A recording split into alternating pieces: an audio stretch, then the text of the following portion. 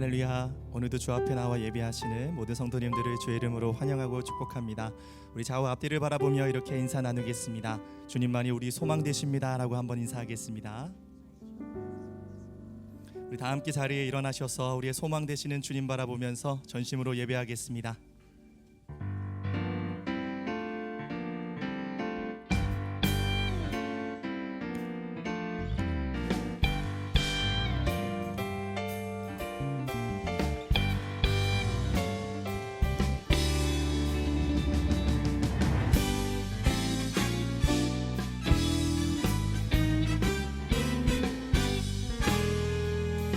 고백합니다. 성을 향해 가는 성도들아, 앞길에 장애를 두려 말아라. 성령이 너를 인도하시리니 왜 지체를 하고 있느냐. 앞으로 천성을 향해 나가세. 천성문만 바라고 나가세. 모든 천사 너희를 영접하러 문 앞에 기다려 서 있네. 너 가는 길을 누가 비웃거든 확실한 증거를 보여주어라. 성령이 친히 감화하여 주사 저들도 참기를 얻으리. 앞으로 천성을 향해 나가세. 천성문만 바라고 나가세. 모든 천사 너희를 영접하러 문 앞에 기다려 서 있네. 너 가는 길을 모두 가기 전에 내 손에 든 검을 꽂지 말아라. 저마귀 흉계 모두 깨뜨리고 끝까지 잘 싸워 함께 선포합시다. 앞으로 천성을 향해 나가세. 천성문만 바라고 나가세. 모든 천사 너희를 영접하러 문 앞에 기다려서 앞으로 천성을 향해 나가세. 천성문만 바라고 나가세. 모든 천사 너희를 영접하러 문 앞에 기다려 서 있네.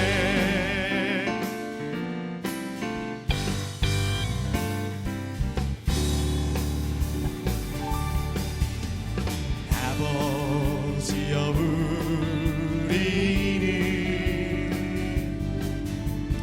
하나 되었습니다.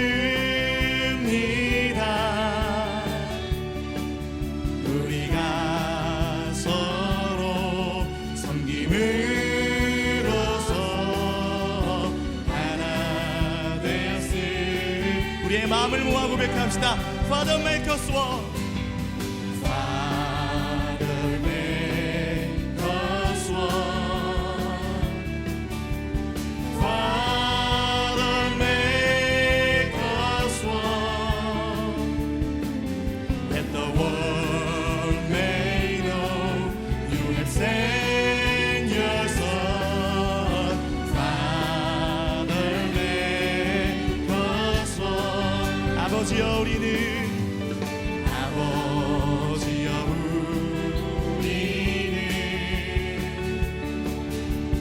하나 되었습니다. 우리가 서로 섬김으로써 하나 되었으니 우리가 서로 섬김으로써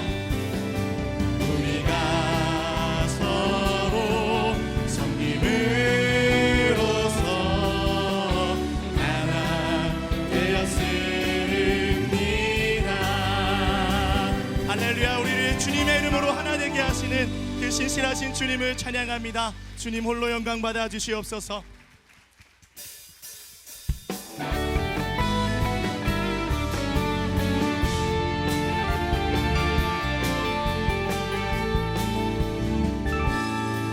지금 우리가 주님 안에 하나가 되어 바로 주님이 원하시는 원하시는 뜻대로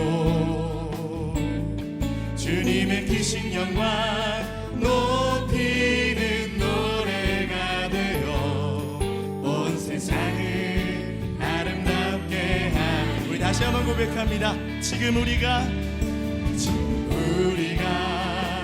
주님 안에 하나가 되어 바로 주님이 원하시는 뜻대로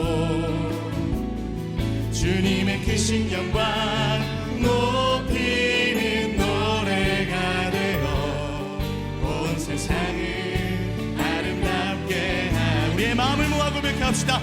우리 모두가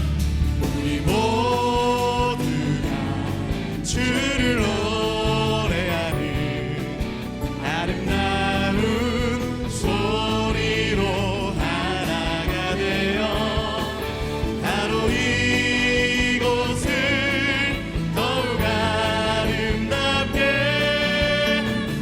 하리라.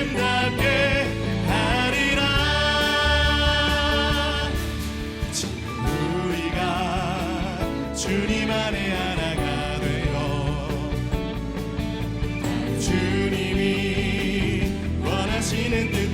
주님의 크신 영광 높이게 하여 주시옵소서. 크신 영광 높이는 노래가 되어 온 세상을 아름답게 하리라. 할렐루야. 우리 모두가 주를 노래하는 아름다운 소리로 하나가 되어 바로 이곳을 더욱 아름답게 하리라. 우리 모두가 주를 주님 우리를 하나 되게 하여 주시옵소서. 소리로 하나가 되어 바로 이곳을 더욱 아름답게 하리라.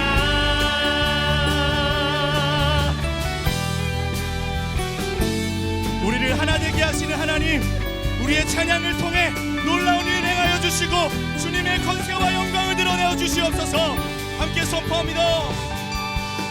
주 이름 큰 능력 있도다 난 믿네. 그 이름 예수의 그 이름 부를 때 새 생명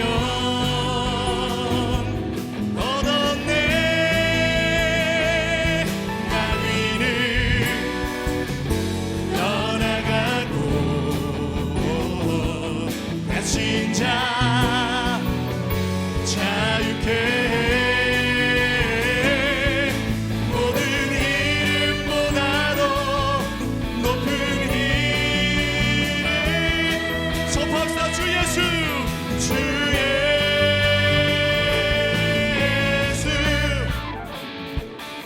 다시 한번 그 존귀한 주님의 이름을 선포합시다. 할렐루야. 주 이름 그 능력 있도다 예리한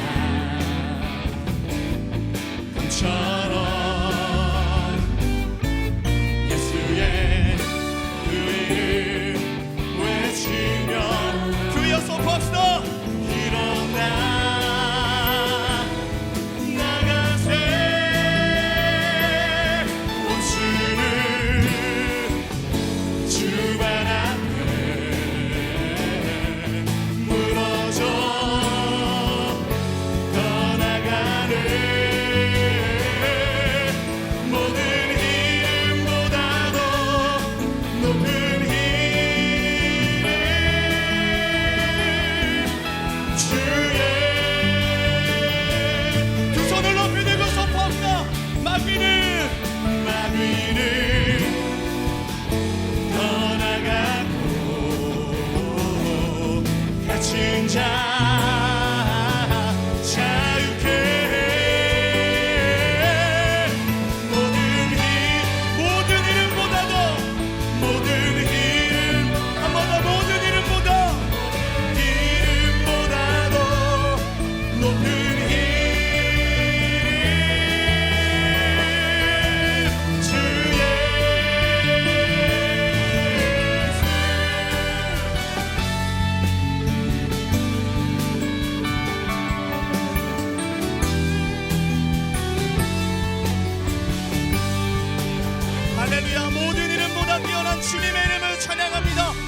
우리가 찬양할 때 모든 원수를 물리치시고 우리 가운데 놀라운 승리를 주시는 주님께 더 큰 박수로 주님께 영광 올려드립시다.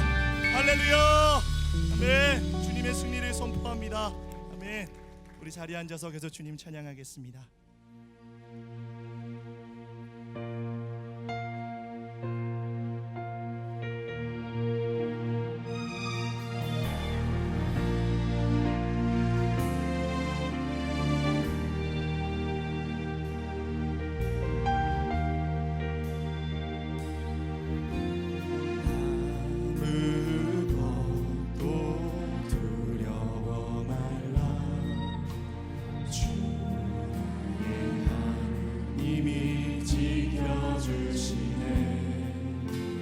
놀라지 마라, 겁내지 마라.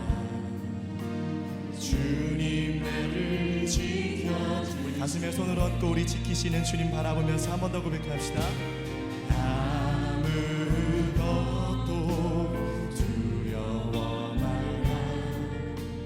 주 나의 하나님이 지켜주시네. 놀라지 마라, 겁내지 마라. 주님 나를 지켜주시네. 내 맘이 힘에 겨워 지칠지라도 주님 나를 지켜주시네. 세상의 험한 풍파 몰아칠 때도 주님 나를 지켜주시네. 주님은 나의 산성, 주님은 나의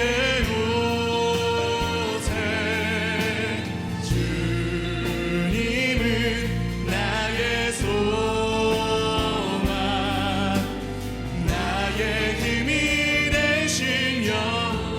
오늘도 우리의 삶 속에 그렇게 신실하게 역사하실 주님을 바라봅시다. 다시 한번 믿음으로 고백하며 나아갑니다.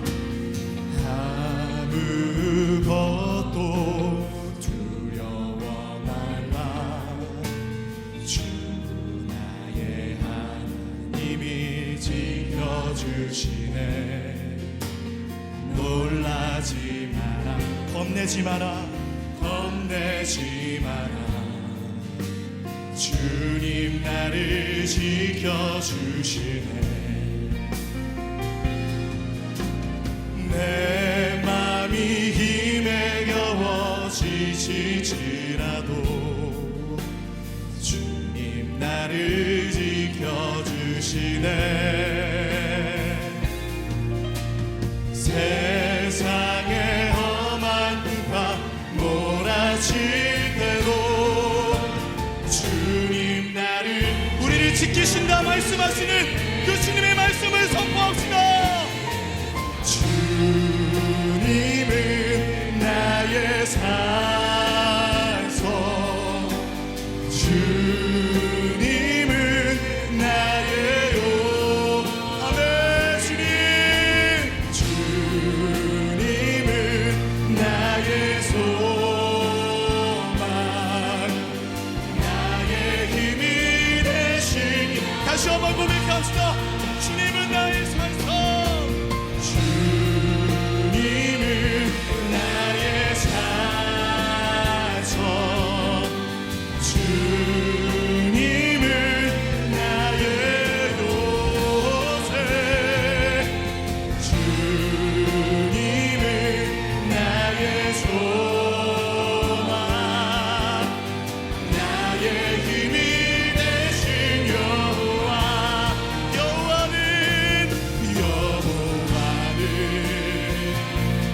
나의 힘이요,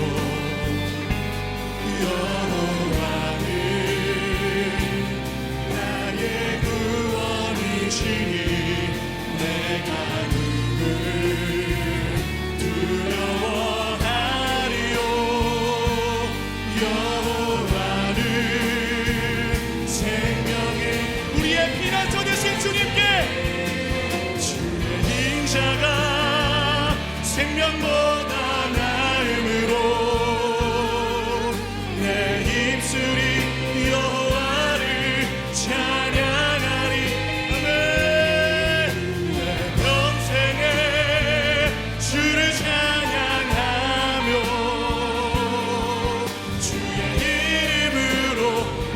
손. 한 번 더 고백합시다. 여호와는 나의 힘이요, 여호와는 우리의 삶을 맡겨드립시다. 우리의 모든 장애를 물리칠 수 있는 하나님을 바라봅니다. 나의 구원이시니 내가 누구를 두려워하리요. 아멘. 여호와는 생명의 두 손을 높이 들고 우리의 모든 것 되실 주님께 주의 인자가 생명보다 나으로 내 입술이 여호와를 찬양하리. 내 평생에 주를 찬양하며 주의 이름으로 다시 한번 선포합시다. 주의 인자가 생명보다 나으로 내 입술이 여호와를 찬양하리. 평생에 주를 찬양하며 주의 이름으로 내 손 들리라. 하나님, 우리의 고백 가운데 주님의 그 놀라운 뜻이 이루어지기를 원합니다. 어떤 상황 속에서도 주님의 이름만으로 우리의 손을 들고 주님의 이름만으로 우리가 예배하며 주님의 이름만으로 기뻐하길 원합니다. 주님, 오늘도 말씀 주실 때 우리 안에 다시 한번 우리가 살아나는 주님의 그 뜻하신 바대로 회복되는 놀라운 성령의 역사가 가득하도록 주님 이 시간 역사하여 주시옵소서. 그렇게 행하실 주님 앞에 우리의 마음을 드리며 합심으로 기도하며 나아가겠습니다. 존귀하신 하나님, 오늘도 그 주님의 하나님 되심을, 주님의 그 하나님의 거룩하심을 믿음으로 바라보며 나아갑니다. 오늘도 하나님 우리의 삶에 흐르는 그 어떤 시간 속에서도 우리의 손을 들고 주님을 바라보며 주님을 예배하며 찬양하겠사오니 주여 이 시간 임재하여 주시고 하나님의 그 선하신 뜻과 그 주님의 계획을 하나님 오늘 우리 가운데 부어 주시옵소서. 사랑과 은혜가 풍성하신 우리 주 여호와 하나님을 찬양합니다. 폭풍 같은 세상 속에서도 주의 손으로 붙드시고 보호하여 주시니 감사를 올려드립니다. 우리의 왕 되신 주 하나님의 이름을 높여드리오니 온라인과 오프라인으로 예배하는 모든 처소마다 성령 하나님 임하시고 영광 받아 주시옵소서. 이 시간 저희의 죄와 연약함을 고백하며 나아갑니다. 아무것도 염려하지 말라 약속하셨음에도 세상의 위협 앞에서 두려워하며 머뭇거렸음을 고백합니다. 주께서 친히 우리의 방패요 칼이 되어 주시겠다 약속하셨음에도 자그마한 내 머리와 힘을 의지하여 앞서갔던 어리석음을 용서하여 주시옵소서. 간절히 구하옵기는 오늘의 예배를 통하여 하나님의 주권과 능력을 깊이 깨달아 알게 하시고 그 앞에 우리의 삶을 전적으로 맡겨드리는 믿음의 결단이 있게 하여 주시옵소서. 어려운 시절을 살아가는 성도들에게 인애를 베풀어 주시옵소서. 이들의 삶과 자녀들에게 은혜를 베푸시며 모든 삶의 지경과 사업장 위에 복을 주시고 모든 질병을 이들에게서 멀리하사 여호와는 우리의 찬송이시오 큰 일을 행하시는 분이심을 자랑하게 하여 주시옵소서. 주께서 뜻을 두고 세우신 대한민국을 긍휼히 여겨 주시옵소서. 세상 통치자들과 권세들과 어둠의 세상 주관자들과 악의 영들이 모든 세대와 영역 안에서 질서와 권위를 무너뜨리고 서로를 대적하게 하며 분열과 혼돈으로 몰아가고 있음을 고백합니다. 주여 이 나라를 위하여 역사하여 주시옵소서. 주를 경외하는 자들과 교회들을 일으켜 주시고 이 땅에 거룩한 하나님의 나라를 이루게 하여 주시옵소서. 교회들을 보혈로 덮으시고 하나 되게 하여 주시옵소서. 기도와 말씀의 부흥이 온 교회들 안에 가득하여 대한민국을 움직이는 힘이 되게 하여 주시옵소서.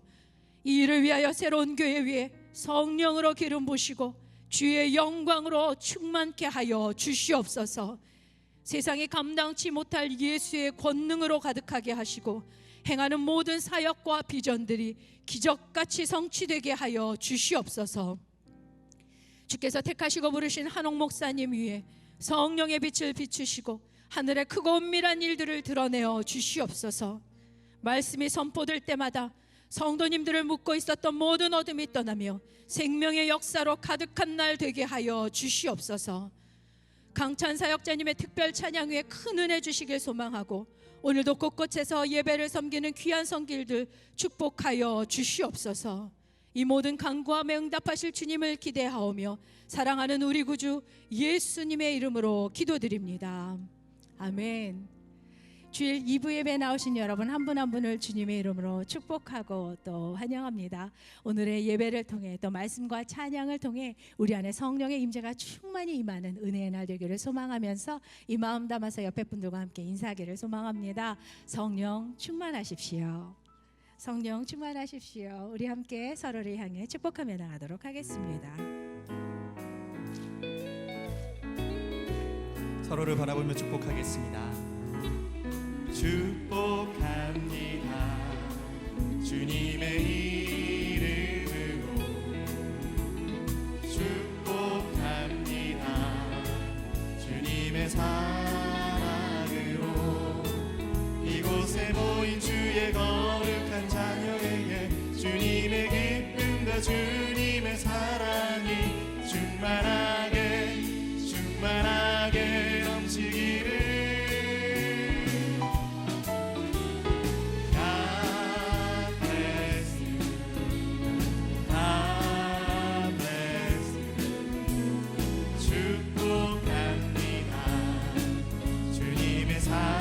먼 곳을 바라보며 축복하겠습니다. God bless you. God bless you. 축복합니다. 주님의 사랑으로. 박수로 격려하며 서로를 축복하겠습니다. 네, 교회 소식 말씀드리겠습니다. 뉴젠 주일학교에서는 올 여름 가족이 함께 국내 성지를 순례하며 대한민국에 복음의 씨앗을 심었던 선교사님들의 발자취를 따라가보는 패밀리 필그림 투어를 준비했습니다. 각 가정별로 원하는 날짜에 다니실 수 있고요. 가족 대표가 인솔해서 추천 순례지를 정하고 여행하는 프로그램이고요.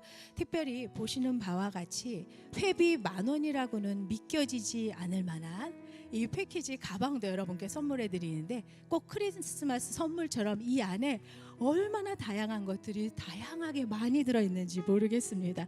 이 가방을 받으시고 다양한 미션에 함께 참여하실 수 있다는 거 기억해 주시고요. 코로나로 인해서 마음 편하게 어디를 가기가 참 어려운 시절이지요. 사람들의 발길이 잘 닿지 않는 국내 성지를 찾아가 보면서 가정별로 영적 재충전의 시간이 되시리라고 믿습니다. 공동체에 소속되어 있지 않거나 뉴젠 자녀를 두지 않은 가정이셔도 주보와 홈페이지에 공지된 그 링크를 통해서 신청하실 수가 있고요. 준비된 패키지가 소진이 되면 마감이 될 예정이니 서둘러 주시기를 바랍니다. 보다 자세한 안내는 뉴젠 주일학교 유튜브 채널에서 확인하실 수 있습니다. 문의사항은 주보를 참조해 주시길 바라고요. 성도님들의 많은 참여 부탁드리겠습니다. 코로나의 장기화로 인해서 새가족 교육을 8월 9일부터 4주간에 걸쳐 온라인으로 진행하게 됩니다. 새로운 교회에 등록하기를 원하시는 분들께서는 주보에 나와 있는 웹사이트에서 신청서를 작성해 주시면 교회에서 새가족 교육에 대해서 안내해 드리도록 하겠습니다. 자세한 사항 주보 참조해 주시고 새가족분들의 많은 관심 부탁드리겠습니다. 중보기도팀에서 성도님들을 위해 중보기도 핫라인을 운영하고 있습니다. 교회 홈페이지 중보기도란에 들어가시거나 또는 주보에 나와 있는 메일로 여러분들의 기도 내용을 보내주시면 중보기도자들이 정성껏 기도해 드리도록 하겠습니다. 팀 켈러 목사님의 신간 차이를 뛰어넘는 그리스도인을 다시 한번 소개합니다. 이 책은 극도로 분열되고 서로 적대하기까지 하는 이 시대 속에서 그리스도인들이 어떻게 하면 다른 믿음을 가진 사람들을 존중하면서도 또 복음의 확신을 갖고 그들과 관계를 맺을 수 있을까라는 질문과 그에 대한 답을 제시하고 있는 책이죠.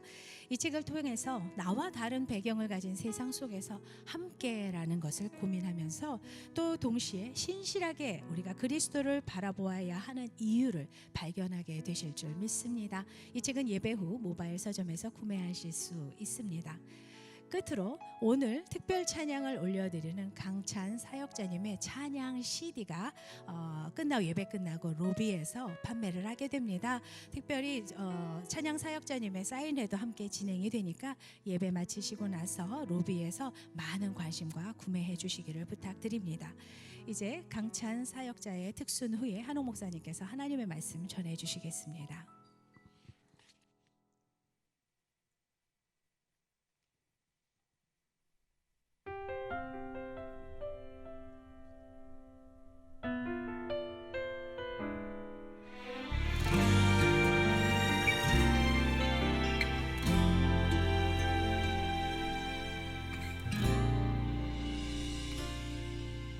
너무 지식이 많아서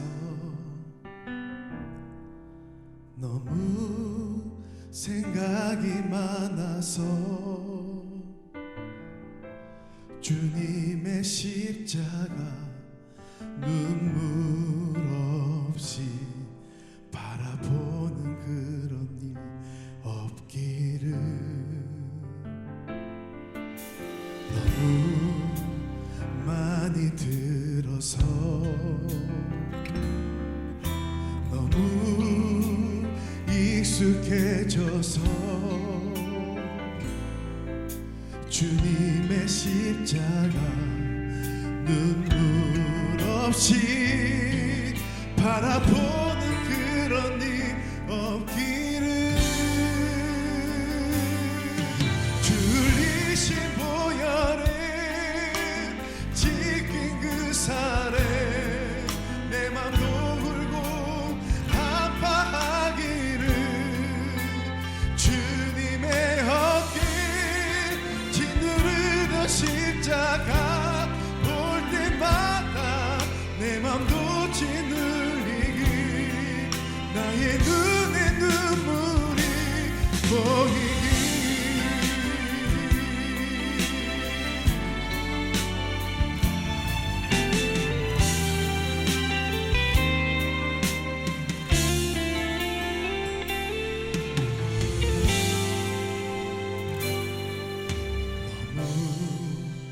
많이 들어서 너무 익숙해져서 주님의 십자가 눈물 없이 바라보는 그런 일 없기를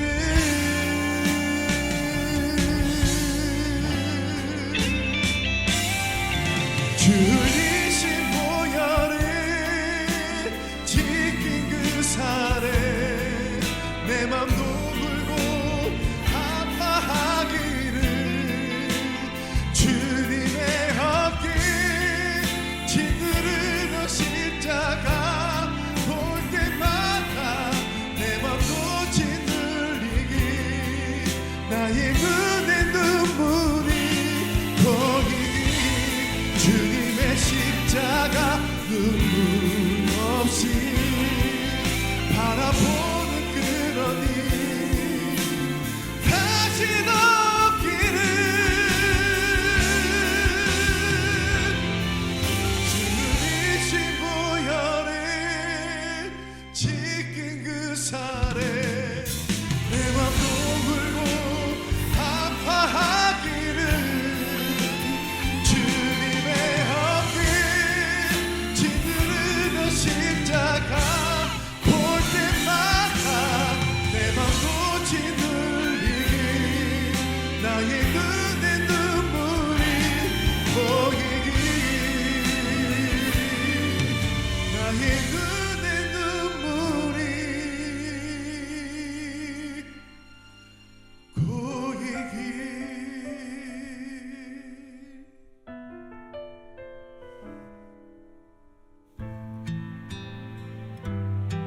감사합니다 하나님. 아멘. 강찬 목사였습니다.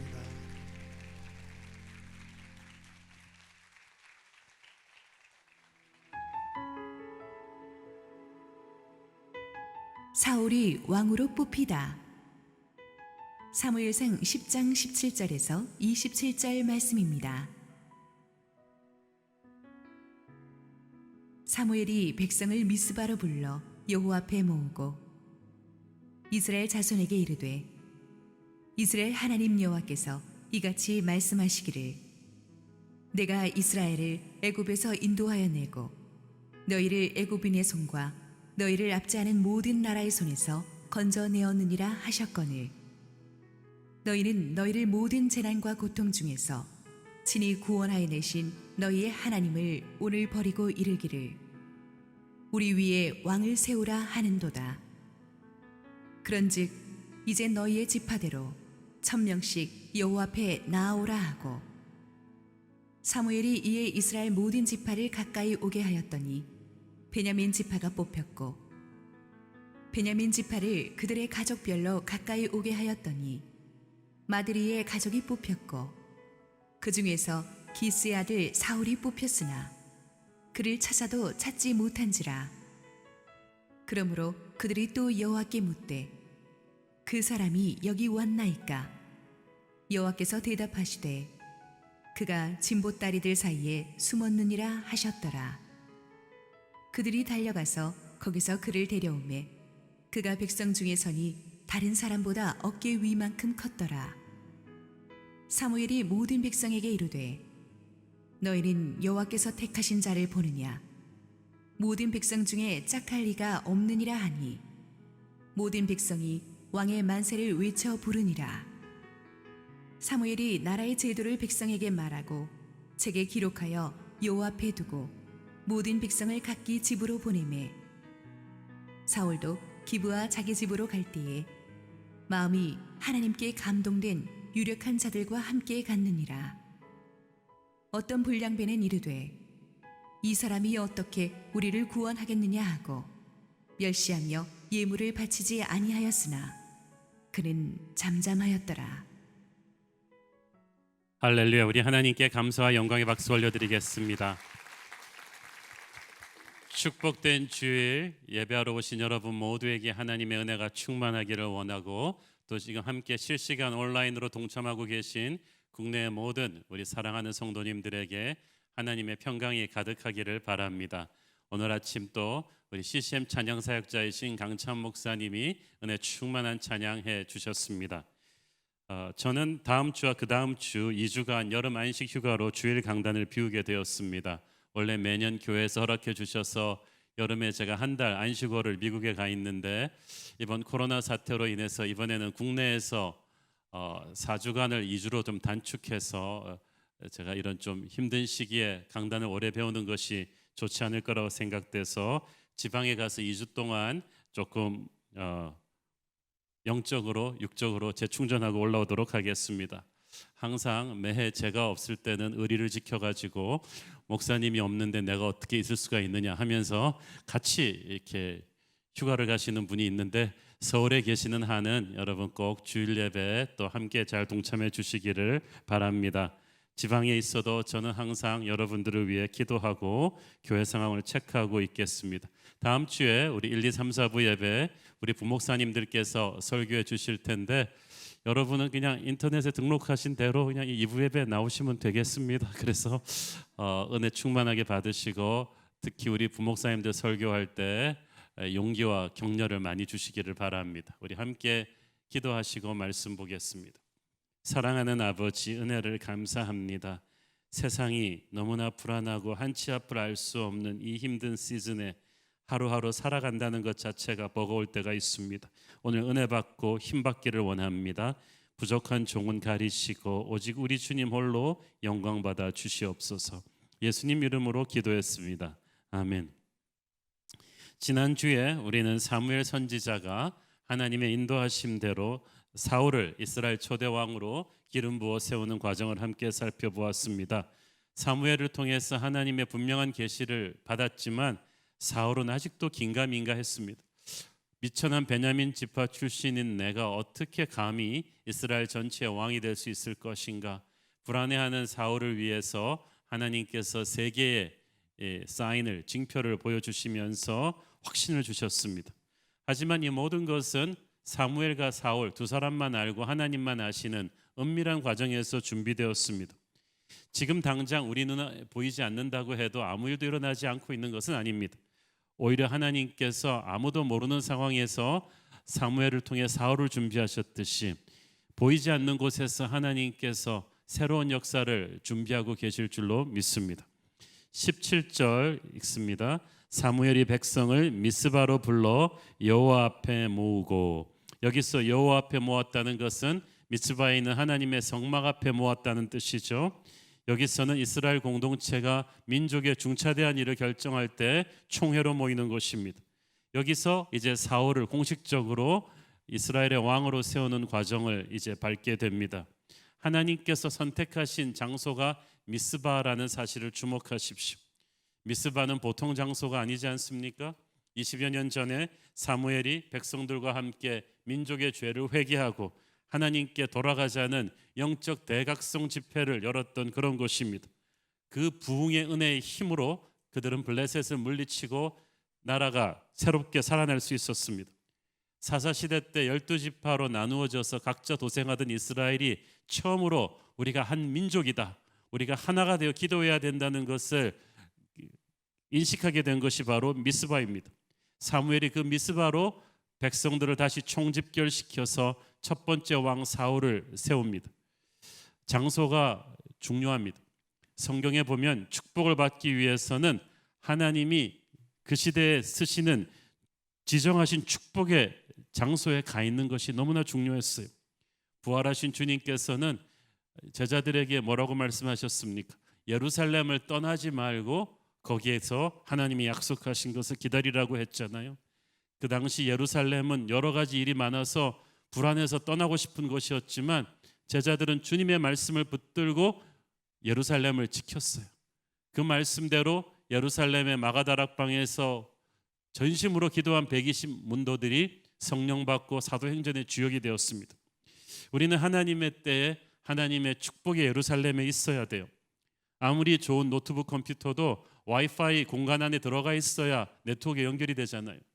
그렇듯이 아무리 뛰어난 사람도 하나님의 축복의 장소에 축복의 타이밍에 딱 가 있어야 됩니다. 인생을 바꾸는 하나님의 축복의 장소가 바로 미스바였죠. 무명의 선지자 사무엘이 이스라엘 전체의 영적 지도자가 되는 축복의 장소였고, 오늘은 새로 무명의 청년 사울이 이스라엘 전체의 왕으로 세우심을 받는 그런 장소가 됩니다. 하나님께서 이 미츠바처럼 우리 한 사람 한 사람을 위해 예비하신 축복의 장소가 있는데 우리는 하나님이 보내시는 그 축복의 장소에 가 있어야 돼요. 아브라함은 우르에서 나고 자랐습니다. 우르는 그 당시에 굉장히 번화한 세상에서 잘 나가는 도시였지만 그곳에서 하나님의 축복의 장소가 있을 수가 없었어요. 그래서 하나님께서 광야 같은 약속의 땅으로 아브라함을 보내셨잖아요. 75세의 나이에 아브라함은 그 약속의 땅으로 가야만 했어요. 거기가 축복의 장소니까. 갔기 때문에 그는 열방을 향한 믿음의 조상이 되었습니다. 하나님은 아무 곳에서나 우리를 축복하시는 것이 아니라 우리를 위한 축복의 자리에 우리를 세우셔서 축복하십니다. 하나님께서 우리를 위해 예비하신 축복의 장소는 사람마다 다를 수고 있죠. 하나님께서 북극곰을 사하라 사막에 갖다 놓지 않으셨고 흰수염 고래를 양저천에 갖다 놓지 않으셨습니다. 북극곰은 저 얼어붙은 광활한 북극의 얼음 위가 축복의 장소고 흰수염 고래에게는 저 광활한 바다가 축복의 장소입니다. 거기에 가야 그들에게 주어진 재능과 열정을 마음껏 풀어놓으며 그들은 하나님의 비전을 이룰 수가 있어요. 우리도 그렇습니다. 하나님께서 저와 여러분의 인생을 놀랍게 사용하고 싶어 하시는데 우리가 잘못된 자리에 잘못된 시간에 가 있다면, 그래서 잘못된 사람들과 어울리고 있다면 하나님이 예비하신 축복을 다 놓치고 마는 거예요. 얼마나 뛰어난 재능을 가진 사람들이 이런 미스테이크를 하는지 몰라요. 야구 선수들은 이 배트에 스윗스팟이라는 곳이 있습니다. 정확하게 거기에다 갖다 맞춰야 공이 쫙 빨래줄처럼 뻗어나가는 거예요. 그래서 강타자들은 스윗스팟에 딱 공을 갖다 맞춥니다. 그런데 하수들은 힘만 팍 들어서 스윙을 하는데 이 스윗스팟에 맞추지 못하고 배트 엉뚱한 부분에 맞히니까 공이 멀리 가지가 않아요. 축복의 자리란 바로 그 스윗스팟과 같은 것입니다. 하나님이 예비하신 이 축복의 자리에 딱 그 타이밍에 가 있을 때 우리는 놀라운 역사를 경험하게 될 것입니다. 하나님이 성경에 지명하신 축복의 스윗스팟이, 축복의 자리가 곳곳에 나오죠. 갈릴리, 베들레헴, 베델, 예루살렘, 약속의 땅, 우리가 익숙한 지명들은 다 축복의 스윗스팟이에요. 성경에 나오는 최고의 축복의 자리는 에덴 동산이었죠. 하나님의 임재가 가득한 곳에서 인간은 최고로 행복했고 최고로 멋있었고 최고로 강했어요. 하지만 죄를 짓고 나면 그 축복의 자리에서 쫓겨나고 그때부터 살긴 살아도 인생은 고통입니다. 죄는 축복의 자리에서 우리를 쫓겨나게 만들고 그때 모든 걸 잃게 돼요. 그래서 어떻게 해서든지 간에 우리는 죄 문제를 해결하고 우리의 축복의 자리로 돌아가야 되는 거예요. 탕자는 아버지의 집이 축복의 자리인 걸 몰랐어요. 뛰쳐나가서 자기 마음대로 살면 인생이 업그레이드 될 줄 알았는데 엄청나게 다운그레이드 돼버렸죠. 탕자가 살 수 있는 유일한 길은 아버지의 집 축복의 자리로 돌아오는 것이었어요. 이스라엘 백성들에게 약속의 땅 예루살렘은 축복의 자리였어요. 그런데 그 축복을 축복으로 인식하지 못하고 그들이 하나님을 버리고 방탕하니까 그 축복의 예루살렘에서 쫓겨났잖아요. 나라가 망했잖아요. 디아스포라 유대인들의 항상 기도 제목은 그래서 그때부터 Pray for the peace of Jerusalem, 예루살렘의 평안을 기원하라. 그 말은 무슨 말이에요? 나는 그 축복의 자리로 돌아가겠다. 저는 교회가 우리에게 예루살렘 같고 미츠바 같은 축복의 자리라고 믿습니다.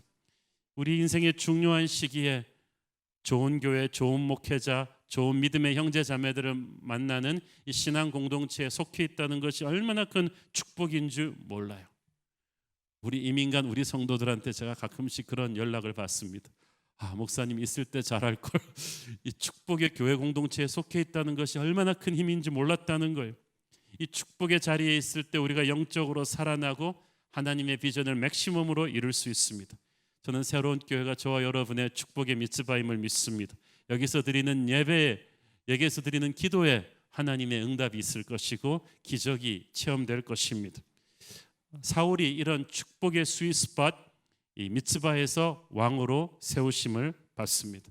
사울은 평생 이 축복의 자리 미츠바의 정신을 잊지 말고 살아야만 했던 거예요. 18절 19절 읽습니다.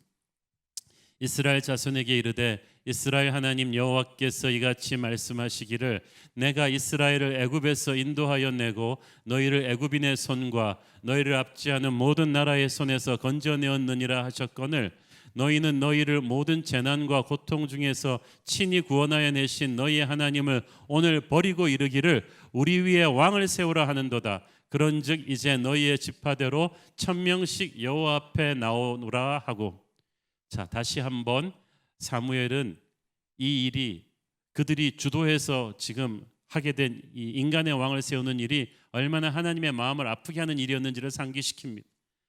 너희 중에 인간의 왕이 없고 하나님이 직접 다스리는 것은 너희가 뭐가 부족한 게 아니고 다른 민족에게는 없는 특권이었는 걸 너희가 모르느냐. 하나님이 직접 너희를 다스리실 때 너희는 무적이었다.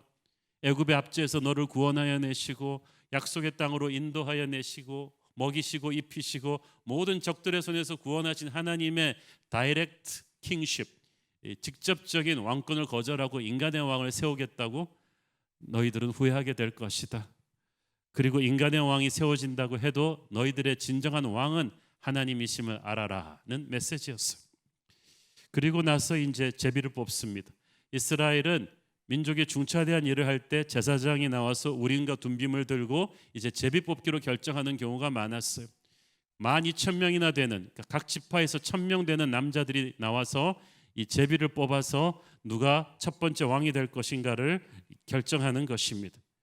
하나님께서 아주 예민한 상황에서 제비 뽑기를 통해서 역사하시는 걸 다 알기 때문에 모두가 지켜보는 가운데 반론의 의지가 없는 가장 공정한 방법으로 이 제비를 뽑습니다. 하나님께서는 우리가 지난주에 배웠듯이 이미 사무엘을 통해서 사울을 기름 부어 놓으셨어요.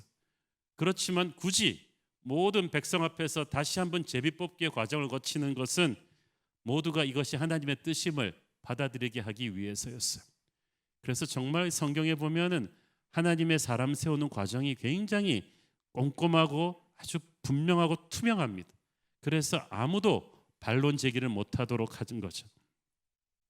자, 여러분 12,000명이 줄 서서 뽑으면 시간이 얼마나 걸리겠어요? 기본적으로 걸어 나와서 뽑고 이렇게 하는 것만 해도 제가 볼 때는 기본적으로 한 사람 앞에 30초 그 정도는 걸릴 텐데 이 12,000명이 하니까 뭐 하루 종일 하지 않았겠습니까? 베냐민 지파는 또 막내 지파니까 처음에 11지파 다 스치고 나서 했을 거예요. 그러면 11,000명 지나고 나서 이제 베냐민 지파에 올 때쯤이면 어둑어둑 해가 질 무렵인데 그때쯤이면 하는 사람도 지치고 지켜보는 사람들도 다 지쳤겠죠. 사람들 생각에는 아주 유력한 왕의 후보는 가장 숫자가 많은 유다 아니면 여호수아를 배출했던 에브라임. 우리도 올해 코리안 시리즈 누가 올라갈 것인지 좀 감은 오잖아요, 그렇죠? 그런데 전혀 생각 못하던 베냐민까지 간 거예요. 그러니까 다들 난감합니다. 이번에 혹시 왕을 못 뽑는 거 아니야? 그러면서 불안불안하면서 베냐민까지 갔는데 베냐민 지파에서 기스의 아들 사울이 뽑힌 거예요. 그런데 사울이 직접 제비를 뽑지 않은 것 같아. 아버지가 뽑았는지 어쨌든 그 가문에서 뽑혔는데 그러면 뽑히는 순간 와 하면서 그러면은 마치 뭐 챔피언십 먹은 사람이 이제 막 방송사들이 몰려와서 인터뷰도 하고 그래야 되는데 사울을 행가리 치려고 하는데 본인이 사라져 버렸어요. 21절 22절 읽습니다.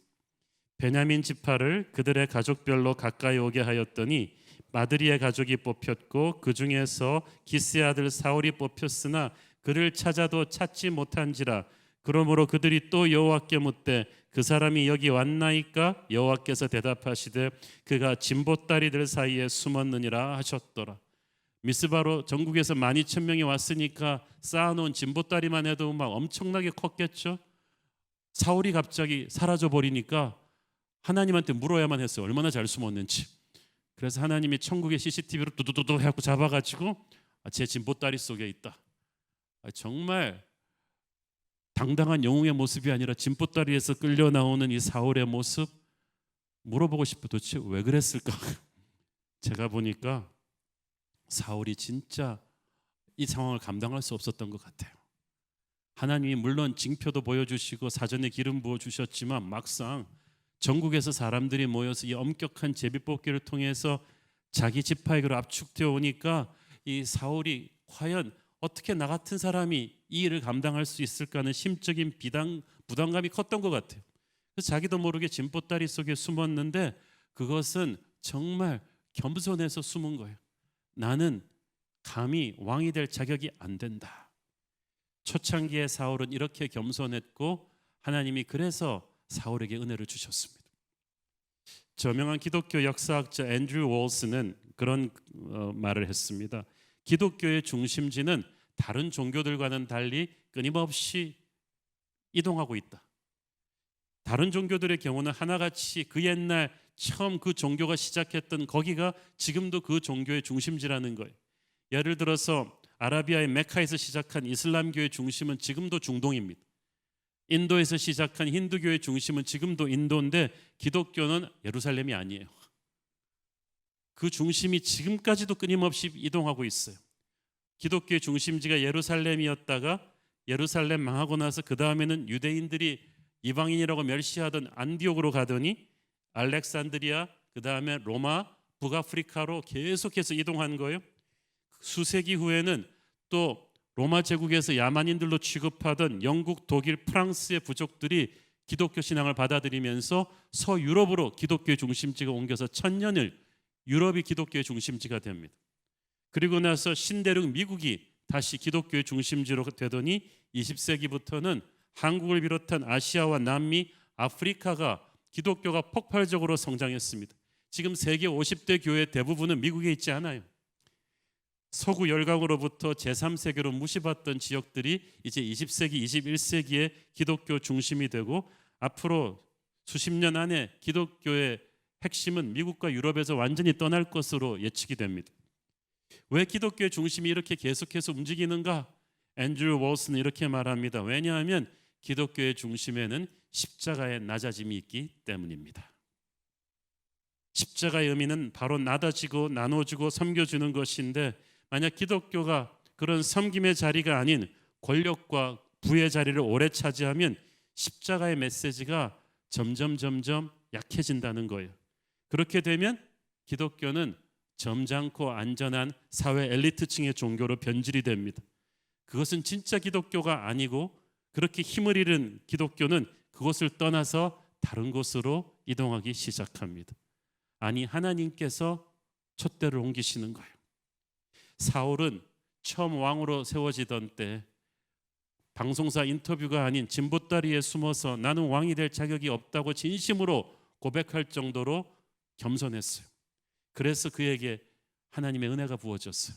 십자가의 겸손이 사울에게 있었던 거예요. 야고보서 4장 6절을 보십시오. 그러나 더욱 큰 은혜를 주시나니 그러므로 일렀으되 하나님이 교만한 자를 물리치시고 겸손한 자에게 은혜를 주신다 하였느니라. 사울에게 하나님의 은혜가 그 당시 이렇게 충만하게 임했던 것은 진보다리에 숨어서 나는 왕이 될 자격이 없다고 할 정도로 겸손했기 때문이었어요. 하나님께서 그를 드러내셨고 백성들은 그를 모시고 와서 우리의 왕이다라고 하면서 충성을 맹세했습니다. 그렇지만 사무엘은 백성들이 계속해서 사울의 오빠 부대로 가게 놔두지 않고 즉각적으로 뭐랍니까? 25절 사무엘이 나라의 제도를 백성들에게 말하고 책에 기록하여 여호와 앞에 두고 모든 백성을 각기 집으로 보내매. 여기서 나라의 제도는 영어 성경에 보니까 regulations of kingship, 제왕의 도입니다. 왕이 지켜야 될 원칙들이에요. 사울은 사람들의 인기 투표로 당선시킨 왕이 아니라 하나님이 기름 부어 제비뽑기 과정을 통해서 선택하신 왕이에요. 그래서 사울은 왕이 됐다고 해서 자기 마음대로 다스리는 게 아니에요. 사울 복음으로 다스리는 게 아니라 하나님의 말씀에 근거한 제왕의 도를 가야만 했어요. 앞으로도 수시로 그는 하나님의 성막이 있는 미스바로 와서 사무엘이 문서화해둔 이 제왕의 도를 읽고 하나님의 왕은 어떻게 살아야 되는지를 초창기에 그 겸손했던 마음가짐을 유지해야만 했던 것입니다.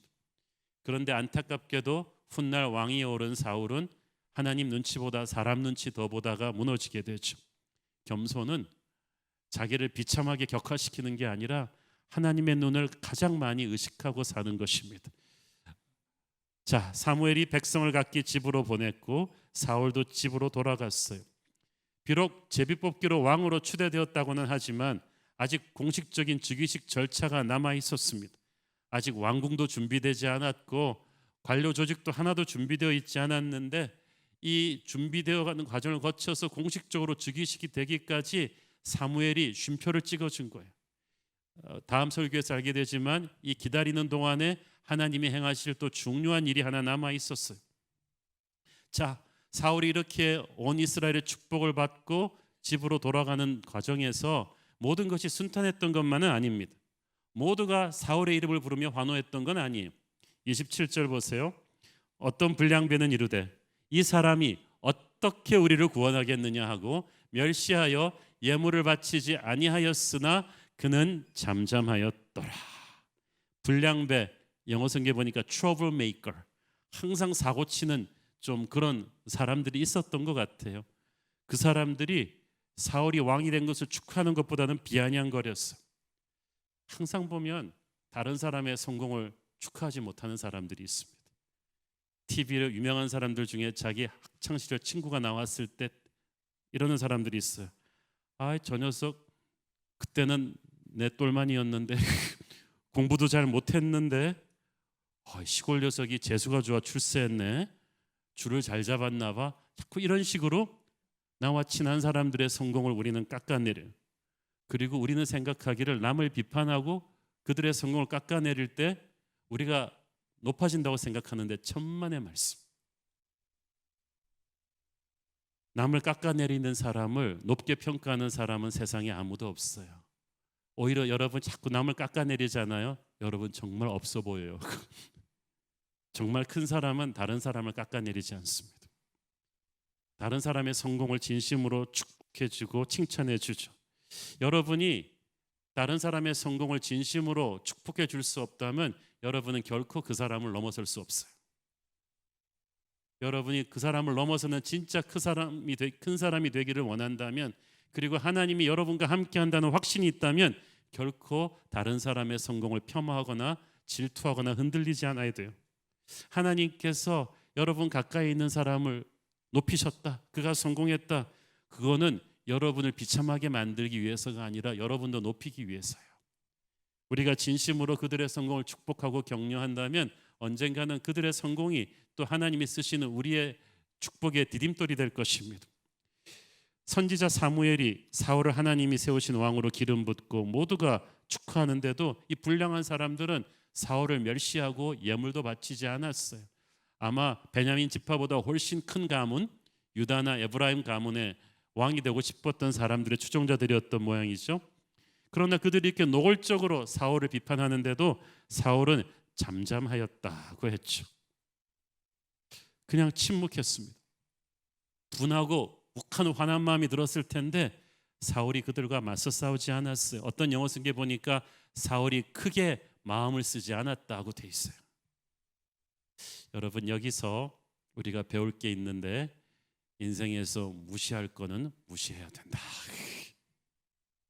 왕이 된 사울을 비방했던 불량배들처럼 여러분이 하나님이 주신 사명의 길을 갈 때 분명히 여러분을 까고 여러분을 모독하고 여러분의 성공을 폄하하고 말도 안 되게 비방하고 그러는 사람들이 분명히 있어요.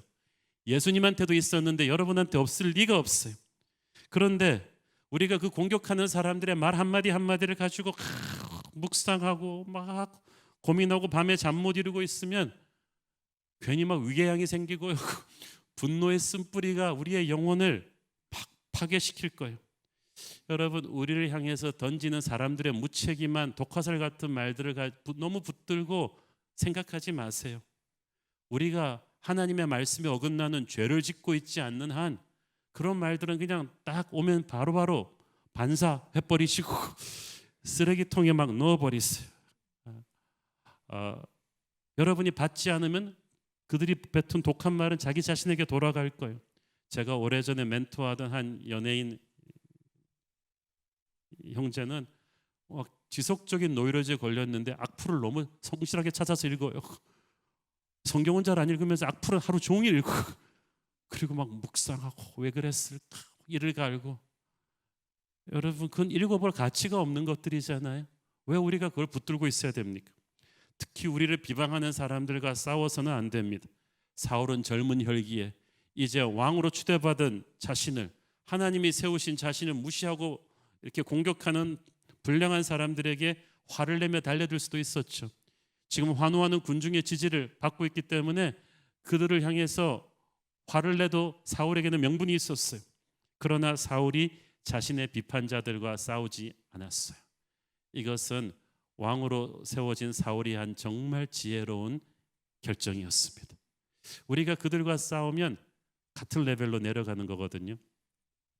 오래전에 디스커버리 채널에서 제가 그런 영상을 본 적이 있습니다. 이 큰 독수리가 있는데 이 까마귀 떼들이 떼로 몰려와서 독수리를 막 괴롭혀요. 그러면 독수리가 화가 나가지고 까마귀 한 놈씩 불러내가지고 막 싸우느냐? 그렇지 않고 독수리가 날개를 탁 펴고 점점 높이 올라가는 거예요. 그러면 까마귀 떼들이 깍깍깍 그러면서 막 몰려드는데 어느 고도까지 가니까 까마귀 떼가 숨이 가쁜가 봐요. 까마귀 실력으로 올라갈 수가 없는 레벨에서는 다 떨어지고 어느 순간에 독수리 혼자 하늘을 쫙 활강하고 있어요.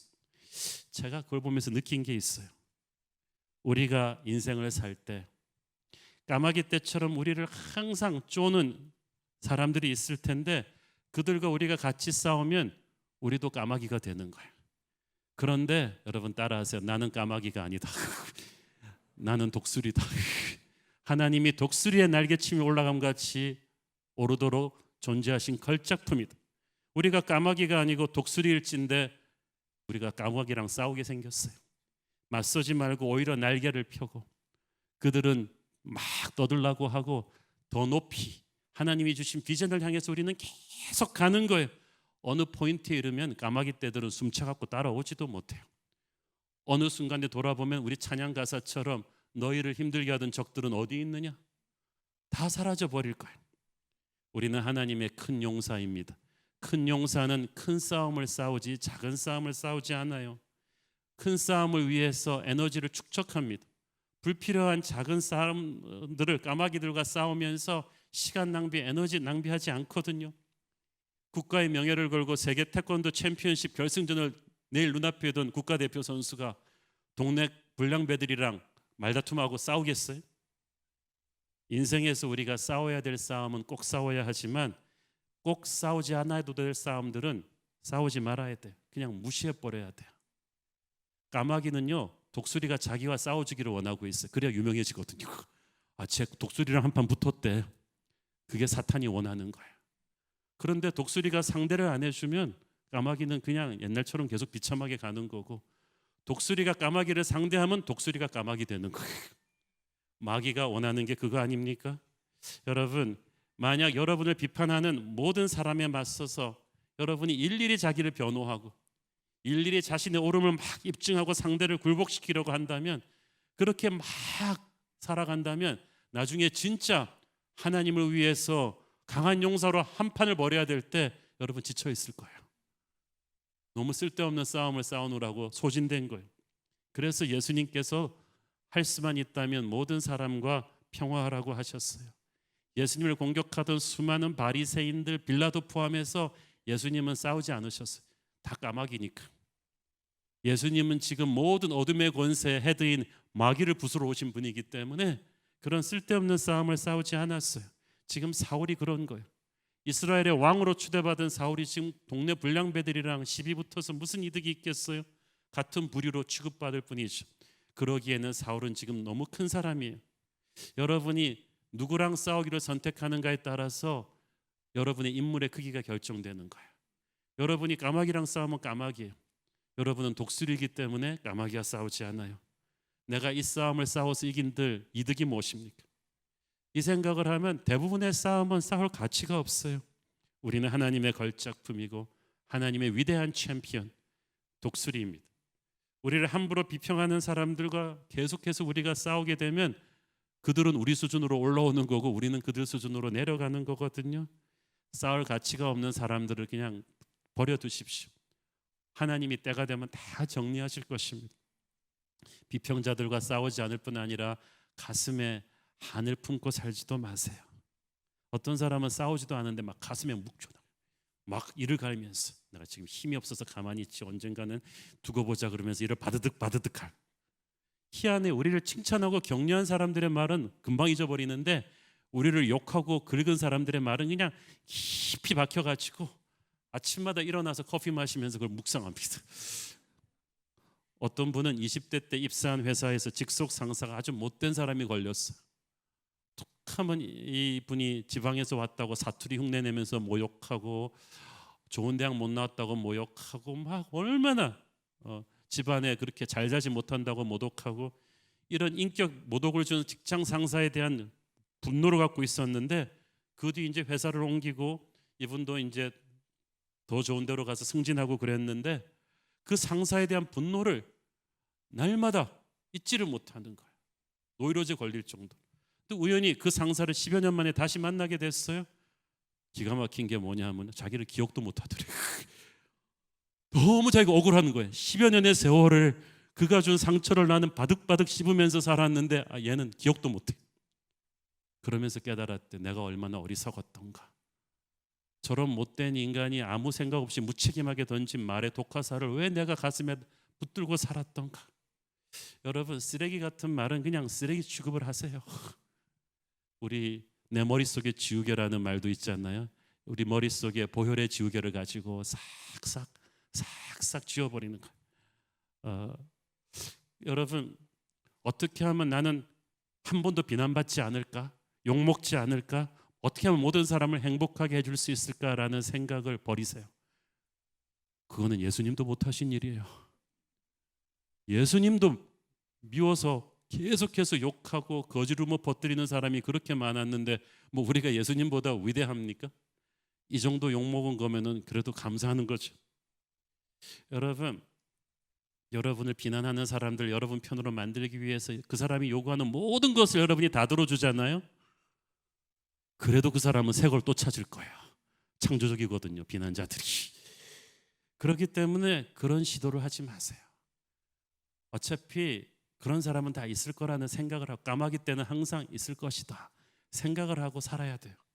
오랜 세월 존경받는 목회를 하고 은퇴하신 미국의 한 영적 지도자에게 후배가 물었습니다. 만약 목사님이 20대 초반으로 다시 돌아가서 처음 목회하시던 때로 다시 돌아갈 수 있다면 무엇을 다르게 살고 싶으십니까? 그랬더니 그 목사님이, 그 존경받는 원로가 1초의 망설임도 없이 그렇게 말씀하셨대요. 내가 다시 돌아갈 수 있다면 무시할 건 무시하고 살겠습니다.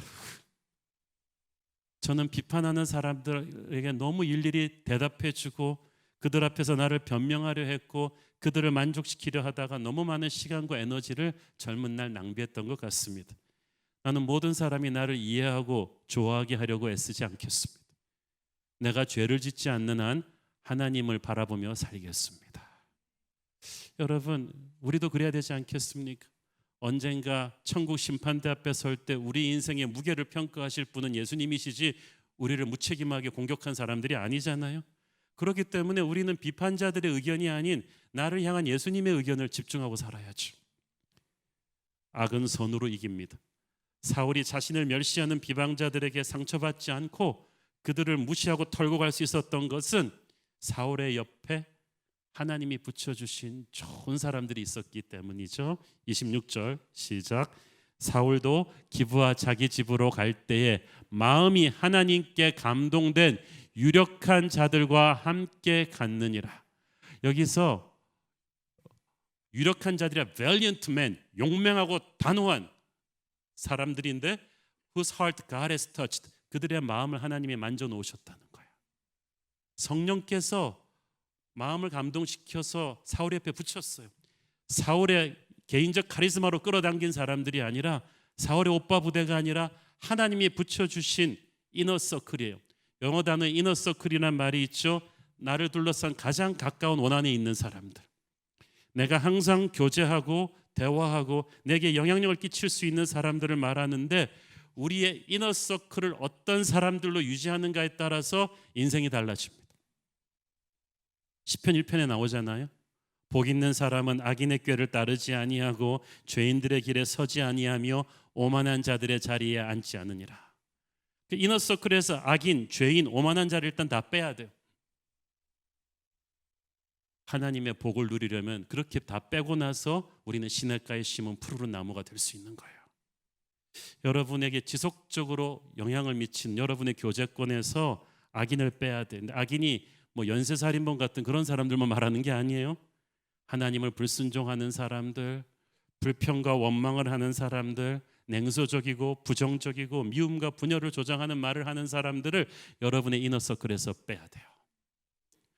그런 사람들을 이너서클에 두고 계속해서 교제하면서도 여러분의 영혼이 건강하고 성령 충만하고 하나님의 용사로 살기를 바란다는 게 어부성설이잖아요. 청년 여러분은 결혼할 때 앞으로 여러분의 남은 생에 이너서클에서 뺄 수 없는 사람을 택한다는 거 명심하세요. 그래서 여러분, 배우자가 부정적이고 불신앙이고 항상 냉소적이고 이런 사람과 살면요, 하늘을 날 수 있었던 독수리가 순식간에 까마귀가 됩니다. 이너서클이 건강해야 돼요. 제가 아는 또 미국의 목사님은 정말 모든 사람이 좋아했던 젊은이였습니다. 그런데 그분이 이제 젊은 날에 어떤 교회 부임했는데 그분은 모든 사람을 행복하게 해주려는 목회자였어요. 그래서 어떤 정말 이상한 사람이 긁어도 꼭 가서 그분에게 시간을 투자해주고 말을 다 들어주고 감싸 안으면서, 그래서 그분은 초창기는 좋은 교인들을 케어하는 것보다 그분들은 어차피 잘 나오시니까 이런 문제아들을 끝까지 가서 품에 안고 시간을 투자하면 된다고 생각했는데 그러다 탈진이 되어버렸어.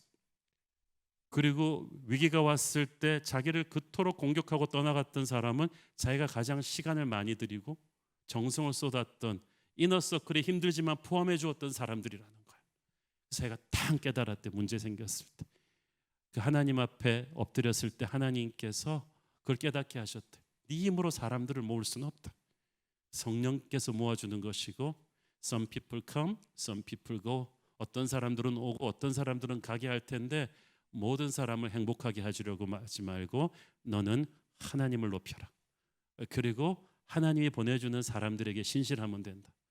그래서 그분은 처음에 그 교인들이 빠질 때 너무 고통스러워했는데 하나님께서 수십 수백 배의 부흥을 그때부터 주시는데 지금 미국에서 소문난 엄청난 교회가 됐어요. 하나님께서 그의 이너서클을 건강하고 성령 충만한 그의 개인적인 정성이 아닌 성령의 사람들로 붙여주셨을 때 그는 독수리의 인생을 살 수 있었어요. 물론 건설적인 비판이 다 나쁘다는 거 아닙니다. 때로는 나를 사랑하는 지혜 있는 사람들의 조언에도 귀를 기울여야죠. 하지만 건설적인 비판의 차원을 넘어서 항상 부정적인 쪽만 강조하면서 불평하는 그런 부류의 까마귀 같은 사람들은 반드시 여러분의 교제권에서 빼야 됩니다.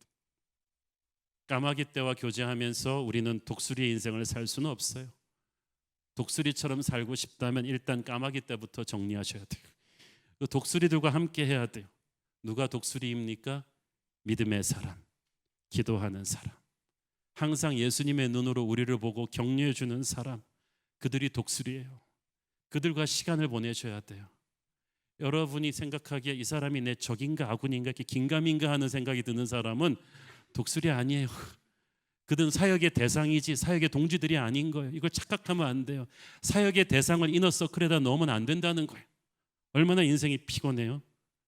사울에게는 하나님께서 성령에 감동된 독수리 같은 사람들을 붙여주셨어요. 이들이 있었기 때문에 사울은 자신을 향해서 무책임하게 비난하는 불량배들의 비판 때문에 상처받지 않을 수 있었어요. 털어버릴 수 있었던 거예요.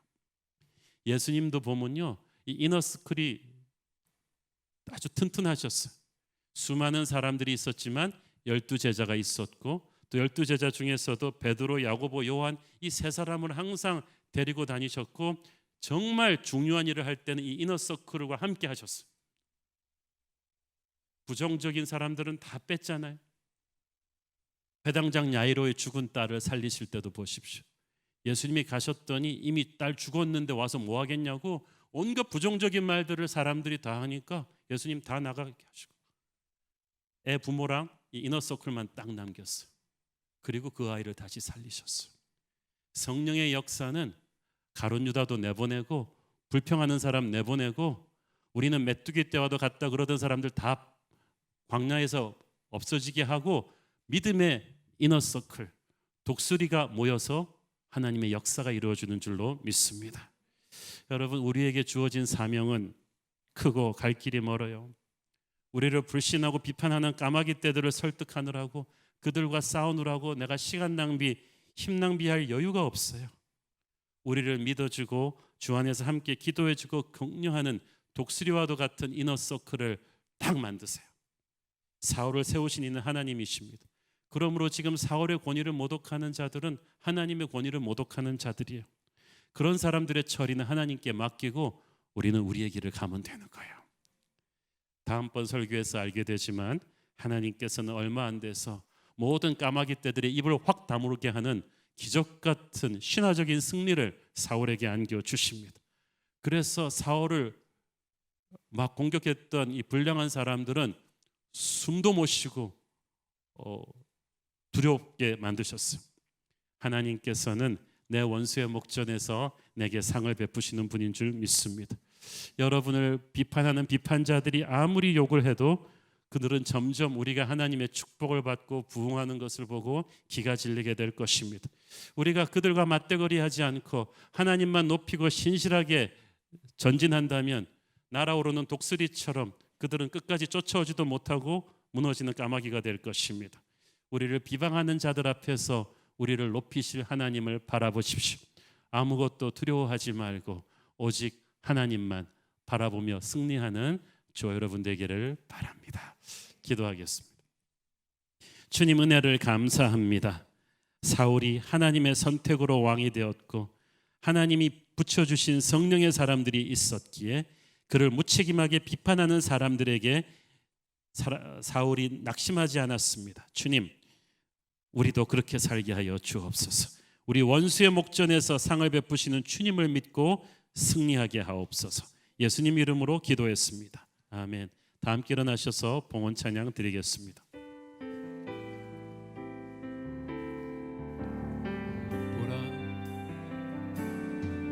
보라 너희는 두려워 말고 보라 너희를 인도한 나를 보라 너희는 지치지 말고 보라 너희를 구원한 나를 너희를 치던 적은 어디 있느냐 너희를 억누르던 원수는 어디 있느냐 보라 하나님 구원을 보라 하나님 능력을 너희를 위해서 싸우시는 주의 손을 보라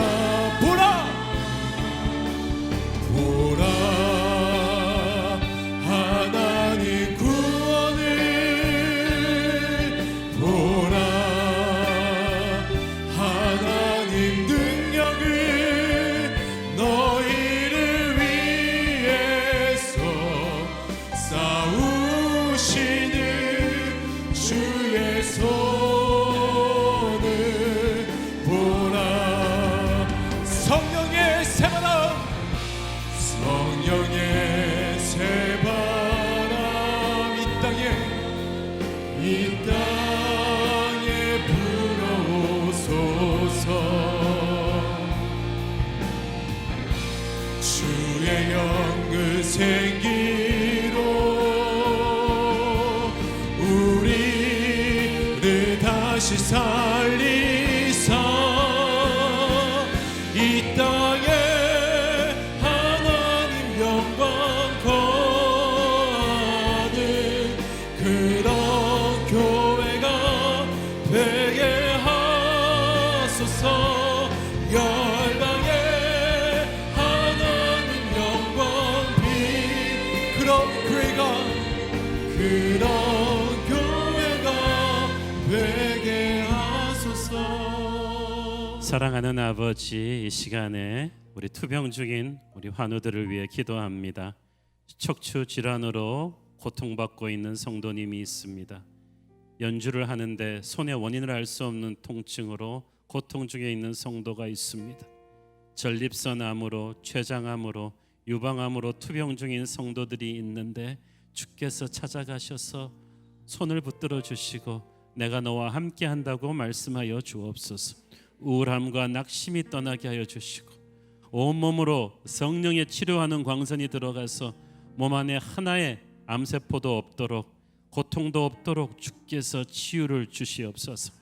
가족이 병종인 분들이 있습니다. 요로 감염으로 인해 폐혈증으로 고통 중에 계신 성도, 수혈에 필요한 RHB형 혈액 공급이 이루어질 수 있도록 역사하여 주옵소서.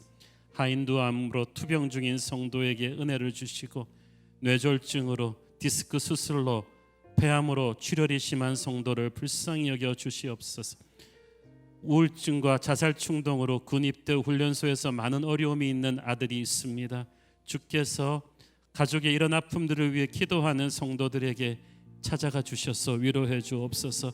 가족을 돌보다가 시험 들지 않게 하시고 지치지 않도록 하늘의 생기를 부어 주시옵소서. 재정적으로 어려워서 치료하지 못하는 일 없도록 도와주시옵소서. 사랑하는 아버지, 이 힘든 질병의 고통과 어려움의 시간 가운데서도 믿음의 눈으로 하나님을 바라보며 감사하는 인생 되게 하여 주시옵소서. 받은 은혜 감사하며 드리는 헌물의 손길들을 축복하시고 지금은 살아계신 우리 주 예수 그리스도의 은혜와 하늘아버지의 끝없는 사랑과 성령님 감화 감동하신가 교통하신가 축복하심의 은혜가 오늘도 오직 주님만을 바라보며 주님 보내주신 성령의 사람들과 함께 독수리의 인생을 살기를 소원하는 사랑하는 모든 성도들 머리 위에 지금부터 영원까지 함께 계시기를 축원하옵나이다. 아멘.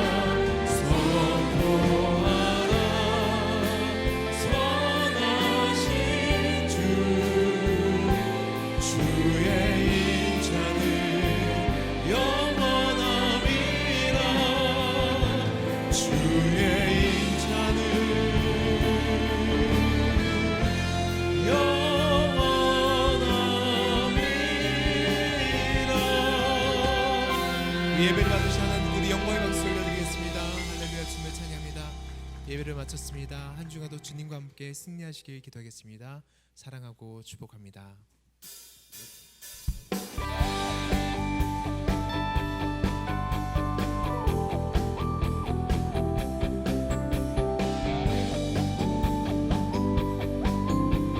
우리 믿음으로 선포하며 고백하며 나가겠습니다. 하늘에 계신 아버지 이름 거룩하며 주의 영광 이곳에 가득하게 기도하네. 하늘에 계신 아버지 주 이름 다 외치며 주의 영광 이곳에 가득하게 기도하네. 찬양해 새 노래로 찬양해 새 노래로 찬양해 새 노래로 주님께 주님의 나라 주님의 뜻이 하늘에 이뤄지듯이 모두 선포해 자비한 주 이름 이 땅에 이뤄지리라. 주님의 나라 주님의 뜻이 하늘에 이뤄지듯이 모두 선포해 자비한 주 이름 이 땅에 이뤄지리라.